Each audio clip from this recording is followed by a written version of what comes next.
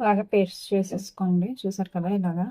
కాకపోతే మీరు కొంచెం పలుకులుగా చేసుకుంటే ఇంకా బాగుంటుంది. నేను చూసుకోకుండా ఇలా మెత్తగా అయిపోయింది. ఇలా పక్కన పెట్టేసుకొని ఈ చింతపండు నానబెట్టేసుకున్నాము. కొంచెం చెక్క, 4 యాలక్కాయలు, 4 లవంగాలు, కొంచెం జీలకర్ర, కొన్ని మెంతులు, కొన్ని ధనియాలు.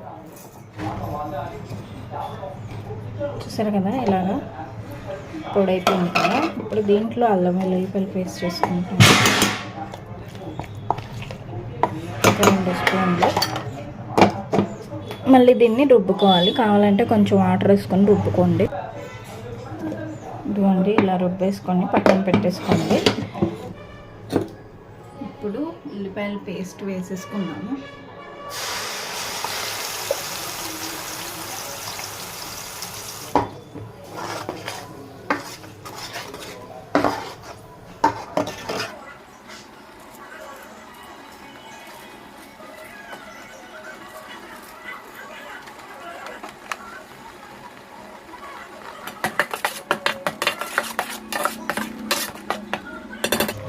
కొంచెం సాల్ట్ వేసుకున్నాం. సాల్ట్, కొంచెం పసుపు వేసుకున్నాం.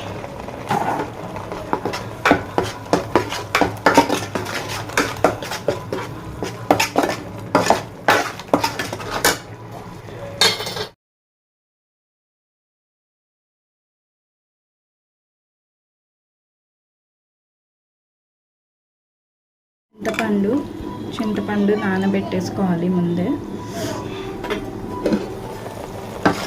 అల్లం వెల్లుల్లిపాయల పేస్ట్ రుబ్బాం కదా ఇందాక, అది వేసేసుకున్నాం.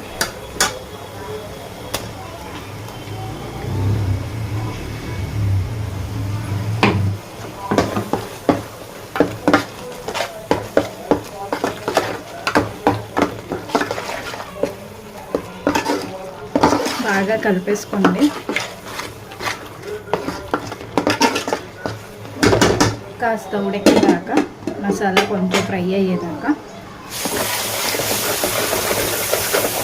చూసారా అడుగంటేస్తుంది. ఇది వాటర్ తీసేసుకున్నాము.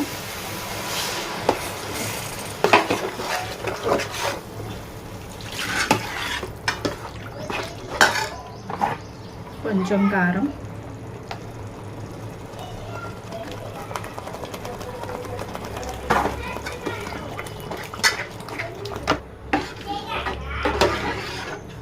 ఉన్నాము.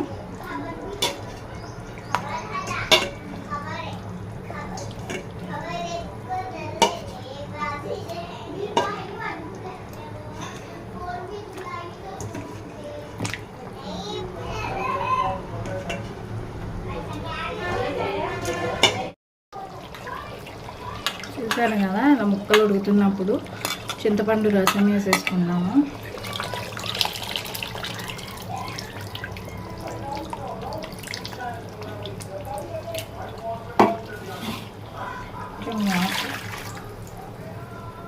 స్పూన్తో కలుపుకూడదు, అందరికీ తెలిసి ఉంటుందిలేండి. ఇలాగా కొంచెం ఇలాగా కలిపేసుకోవాలి అంతా. చేత్తో కొంచెం తిప్పుకో. ఇంకా మూత పెట్టేసుకొని ఉడికాక కొత్తిమీర వేసేసుకోవాలి. అంతే అండి. చూసారు కదా పులుసు ఉడికిపోయింది. ఇలా నూనె పైకి తేలిందంటే ఇంకా పులుసు రెడీ అయిపోయినట్టే. ఉప్పు కారం అవి చూసుకొని కొంచెం కొత్తిమీర వేసుకొని దింపేసుకుంటామే అంతే. కొత్తిమీర వేసేసుకొని ఒక 5 నిమిషాలు ఉంచుకొని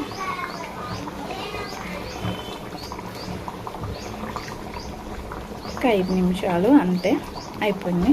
మూత పెట్టేసుకుందాము. చూసారు కదా ఉడికిపోయింది. ఇంకా స్టవ్ ఆఫ్ చేసేసుకుంటున్నాను. చేపల పులుసు ఈజ్ రెడీ.